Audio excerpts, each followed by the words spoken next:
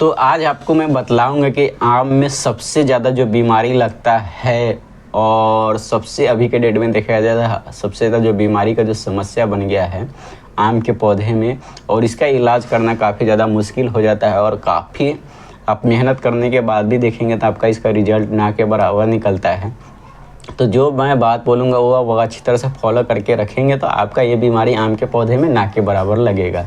तो जो आम का जो बीमारी का जो मेन कारण रहता है ये गूंद ही बोलते हैं या गम बोलते हैं, जो अचानक जड़ में या ब्रांच के ऊपर जो निकलना चालू हो जाता है। तो ये जो बीमारी है आम के पौधे में काफ़ी ज़्यादा होता है और काफ़ी ज़्यादा इसका बचाना काफ़ी ज़्यादा मुश्किल हो जाता है। इसमें भी आप देखेंगे तो 4 से 5 महीने के बाद जो प्लांट रहता है वो डेड होना चालू हो जाता है। या कभी कभी क्या होता है कि अगर आप इसमें अच्छी तरह से ट्रीटमेंट नहीं करते तो सबसे ज़्यादा इसमें जो कारण होता है वो फ्रूट ड्रॉपिंग का बहुत ही ज़्यादा कारण हो जाता है। मान लीजिए अगर आम के पौधे में आम के समय में अगर इसमें अगर ये बीमारी लग जाता है तो आम का जो फ्रूट ड्रॉपिंग का प्रॉब्लम रहता है वो बहुत ही ज़्यादा रहता है। जिस आम के फल में आपका 10 आम लगेगा उसमें सिर्फ 1 या 2 ही फल लगता है, बाकी सब ड्रॉप हो जाता है। तो इसका मैं कारण बतलाऊंगा और इसका इलाज बतलाऊंगा कि अगर ये लगता कैसा है और इसका आप इलाज कैसे कर सकते हैं जिसके कारण इसको बचा सकते हैं। तो देखिए जो ये बीमारी है ये बीमारी का एक कारण नहीं है, बीमारी के कई कारण हैं। तो सबसे पहला जो बीमारी है इसमें भी फंगस का ही बीमारी रहता है। कभी कभी क्या रहता है जो आपका ब्रांचेस रहता है जड़ में उसमें अगर फंगस का अटैक आ जाता है तो जब वो फंगस का अटैक आता है तभी भी इसमें गम और गूंद जो निकलना वो चालू हो जाता है। दूसरा जो कारण रहता है आम के पौधे में ओवर वाटरिंग। आम के पौधे में ज़्यादा वाटरिंग बिल्कुल भी पसंद नहीं है। अगर इसमें बहुत ज़्यादा मॉइस्चर आम के पौधे में अगर पानी ज़्यादा जमना चालू हो गया तभी भी ये बीमारी होना चालू हो जाता है। तीसरा जो कारण रहता है वो आपका रहता है पत्ते में या ऊपर जाके जो ब्रांचेस रहता है उसमें भी अगर फंगस का अटैक आ गया तो उसमें भी आपका ये बीमारी गंध का और गंध का बीमारी जो रहता है वो जड़ में आना चालू हो जाता है। अब क्या होता है, चौथा जो इसका जो काम रहता है वो आपका काम रहता है आम के पौधे में अगर आपका आम के पौधे में पत्ते में मकड़ी का समस्या हो चुका है। मकड़ी तो आप लोग जानते ही हैं, मकड़ी का जो समस्या हो चुका रहता है या मकड़ी जब आपके पौधे में लग जाता है ना तभी भी आपका गूंद आपका जड़ से निकलना चालू हो जाता है। अब ये क्यों निकलता है, तो देखिए जब भी मकड़ी जो लगता है ना आम के पौधे और पत्ते में तो जब भी नया बड जब निकलना चालू होता है ना तो वो बड पे ही ये अटैक कर देता है। और वो बर्ड पे अटैक करने के बाद क्या रहता है वो बर्ड जो रहता है आँख जो निकलने वाला रहता है वो सूख जाता है या कभी कभी देखेंगे तो जल जाता है। और इसके कारण क्या रहता है जो जड़ से जो न्यूट्रिशन जो नमी पहुंचाता है ना वो नमी क्या रहता है ऊपर तो पहुंचाता है मगर वो ऊपर अच्छी तरह से पहुंच नहीं पाता है। ये भी एक बीमारी के रूप में क्या रहता है अचानक से देखेंगे तो आपका नीचे जड़ में जो रहता है दरार जैसा फट जाता है और फिर उसमें जो गम निकलना चालू हो जाता है। कभी कभी आम के पौधे में देखेंगे तो जो जड़ या जो जड़ रहता है जड़ के इधर क्या रहता है जैसा फटा हुआ निशान आपका दिखना चालू हो जाएगा और उसमें है आप देखेंगे तो गूंद जो निकलना चालू होता है। तो इसका जो मेन यही कारण रहता है कि आपका जो पौधे है उसके ऊपर फंगस का या मकड़ी का अटैक आ चुका है। जो आपका नीचे से तो आपका पूरा नमी न्यूट्रिशन तो ऊपर तक जा रहा है मगर ऊपर पहुंचने के बाद वो कुछ काम नहीं, क्योंकि ऊपर जो रहता है आपका फंगस का अटैक है या मकड़ी का अटैक है जो आपका जो बड रहता है वो काला होकर सुखा देता है। तो वो क्या रहता है वापस से जो जड़ रहता है वो आपका फटना चालू हो जाता है और वो फटने के बाद क्या रहता है उसमें है भी गंध जो निकलना वो चालू हो जाता है। तो इसका जो सबसे बेस्ट जो उपाय है और ट्रीटमेंट है वो है आपका इसमें वाटरिंग और सावरिंग करना काफ़ी ज़्यादा ज़रूरी। अब आप बोलेंगे वाटरिंग और सावरिंग करना क्या ज़रूरी है, तो आम के पौधे में अगर आप 3 से 4 दिन में अगर आप सावरिंग करते हैं या 3 से 4 या कम से कम हफ्ता में भी आप एक बार सावरिंग करते हैं तो इसमें जो मकड़ी आने की समस्या रहता है ना वो हट जाता है। क्योंकि मकड़ी जो रहता है वो कभी भी पानी पड़ते ही वो मकड़ी क्या की समस्या रहता है वो हटना चालू हो जाता है, क्योंकि पानी उसको मकड़ी को पसंद नहीं आता है जिसके कारण वो जाला। दूसरा बात रहता है अगर आप 15 दिन में नीम ऑयल का स्प्रे करते तो उसमें भी अगर आप कंटिन्यू 15 दिन भी अगर आप कंटिन्यू इस पर नीम ऑयल का अच्छी तरह से स्प्रे करना चालू कर देते हैं तभी भी ये समस्या क्या रहता है धीमे धीमे जो रहता है फंगस का या इंसेक्टिसाइड को हटना चालू हो जाता है। क्योंकि नीम इतना ज़्यादा कड़वा होता है कि फंगस उस पर आने की समस्या उसे दूर भागना चालू हो जाता है और जो इंसेक्ट रहता है उसका भी यही कारण रहता है। अगर एक बार आपका फंगस और इंसेक्ट पड़ जाता है फिर आपका नीम ऑयल स्प्रे नहीं करता है, मगर आपका पौधा एकदम अच्छा है हेल्दी है तब आप इसमें नीम ऑयल का अगर आप स्प्रे 15 दिन में भी या 10 दिन में एक बार आप करते हैं तो आपका क्या रहेगा कि फंगस या जो इंसेक्ट्स साइड रहते हैं ना, वो इस पर काफ़ी कम आने लगता है। एक धीमे धीमे करके आता भी नहीं अगर इसको आप कंटिन्यू अच्छी तरह से यूज़ करते हैं, क्योंकि नीम काफ़ी ज़्यादा कड़वा और स्ट्रॉन्ग होता है, जिसके कारण क्या रहता है कि काफ़ी कोई भी कीड़ा मकोड़ा इस पर आना नापसंद करता है। तो आप देखेंगे कभी भी नीम का जो पत्ता होता है या नीम का जो डाढ़ी रहता है उसमें नाक के बराबर कीड़ा लगता है, और कीड़ा तो उससे काफ़ी दूर ही भागता है। तो इसका जो मेन कारण यही रहता है कि नीम ऑयल का आप अच्छी तरह से स्प्रे कीजिए। सिर्फ पत्ता पे ही नहीं करना है, आपका पूरा का पूरा आपको पौधा और जड़ से लेके ऊपर जितना भी है सब पे आपको इसको अच्छी तरह से नहलाना है रोजाना, मतलब आप हर 10 दिन में। इसमें क्या रहेगा, आपका जड़ में भी जो फंगस आने की समस्या रहता है वो भी काफ़ी कम हो जाएगा और ना ही लगेगा।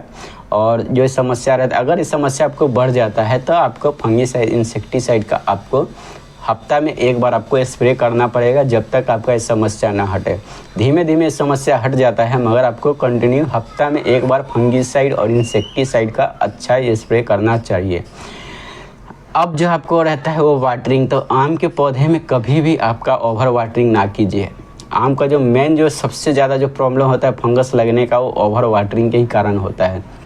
तो ओवर वाटरिंग आप कभी भी मत कीजिए। जब आपका आम के पौधे में आप देखिए कि नीचे ऊपर से आपका हल्का हल्का ड्राई होना चालू हो चुका है, तब आप इसमें वाटरिंग कीजिए। अब आम के पौधे में बहुत लोग क्या करता है, जो सबसे ज़्यादा जो गलती करता है वो शाम के समय में इसमें जड़ में पानी डालता है।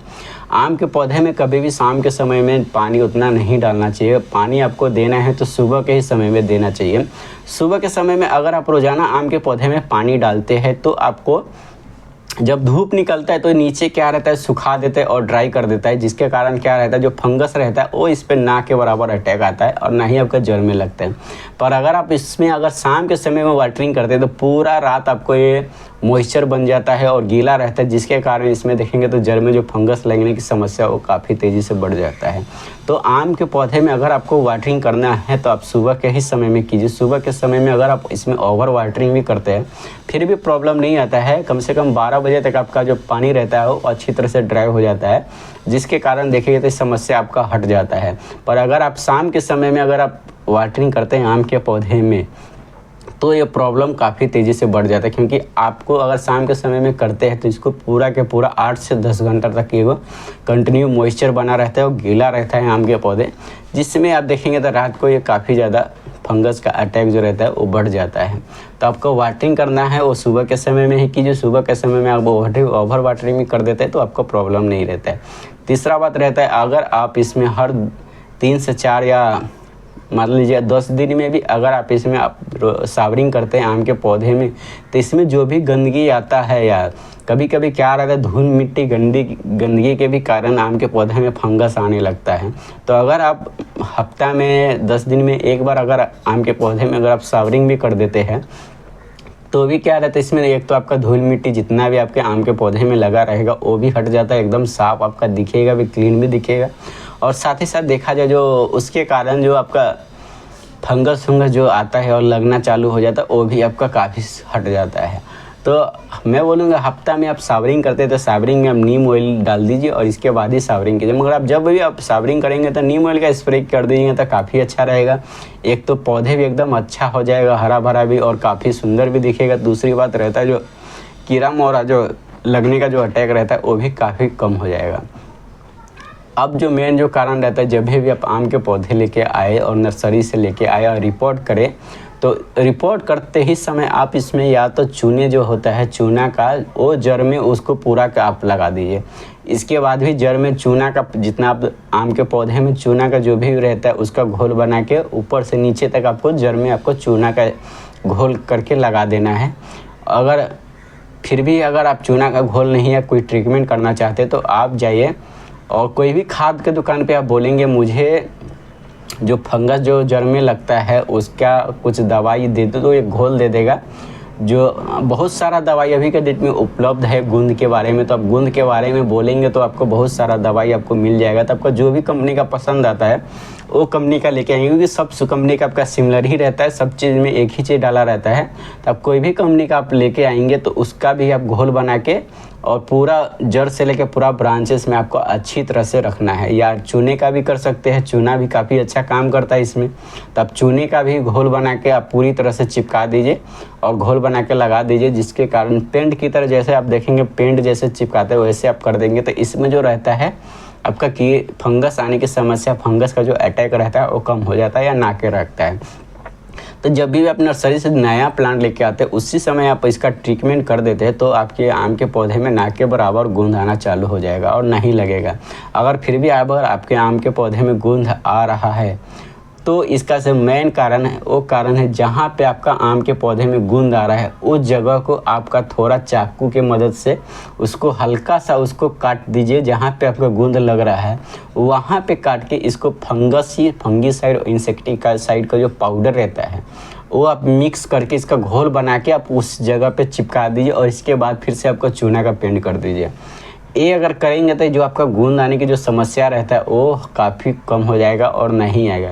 क्योंकि जो आम के पौधे में जो सबसे ज़्यादा जो प्रॉब्लम है वो गूंद का ही प्रॉब्लम है और गूंद के ही कारण काफ़ी ज़्यादा आम के पौधे में समस्या आ जाता है। तो जो मैं तरीका बोला हूँ, जो मैं तरीका आपको समझाया हूँ, अगर वो तरीका आप समझ गए होंगे तो आप ये चीज़ अगर आप फॉलो करेंगे अच्छी तरह से तब जो गूंद आने की जो समस्या है वो काफ़ी हद तक या ना के बराबर आपको लगेगा। तब शुरू से अगर आप अच्छी तरह से ट्रीटमेंट करते हैं आम के पौधे में तो आपका गूंद आने का प्रॉब्लम वो ना के बराबर आता है या नहीं लगता है। कभी कभी जो प्रॉब्लम रहता है ये नर्सरी में ही आ जाता है। नर्सरी में कभी कभी फंगस का अटैक जो आना रहता है वो आ जाता है, जिसके कारण भी आपका हो जाता है। तो आप उसी समय आप अगर अच्छी तरह से चूना का पेंट कर देंगे तो आपका जो समस्या रहता है वो हट जाता है। अब चूना का जो आम के पौधे में जो चूना का जो प्रॉब्लम रहता है वो आपको कंटिन्यू रखना है। हर 5 से 6 महीना में आपको चूना का जो पेंट जड़ में जो रहता है वो आपको लगाना चालू रखना है, ताकि आपका जो समस्या रहेगा वो ना के बराबर आएगा।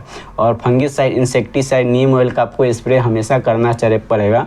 जो आपका ऊपर जो फंगस का अटैक रहेगा वो भी आपका नहीं रहेगा। अगर ऊपर भी आपका फंगस आएगा तो गोंदाना चालू हो जाएगा और ना ही आपका ओवर वाटरिंग करना है। तो ये सब भी चीज़ अगर आप अच्छी तरह से ध्यान से रखते हैं तो आपका आम के पौधे में कभी भी गूंद आने की समस्या रहेगा और ना के बराबर आएगा और नहीं आएगा। क्योंकि गमले में जब भी या कंटेनर में आम का पौधा लगता है तो ये काफ़ी ज़्यादा ही बढ़ जाता है और काफ़ी ज़्यादा हो जाता है। तो इसका सबसे मेन कारण यही है। अगर आप ये अच्छी तरह से फॉलोइंग करेंगे तो काफ़ी अच्छा रहेगा। तो ऐसा ही अगर वीडियो मेरा पसंद आता है तो प्लीज़ चैनल को सब्सक्राइब कर दिए, लाइक कर दिए, ताकि ऐसे ही गार्डनिंग से रिलेटेड वीडियो देता रहूँगा। Bye bye.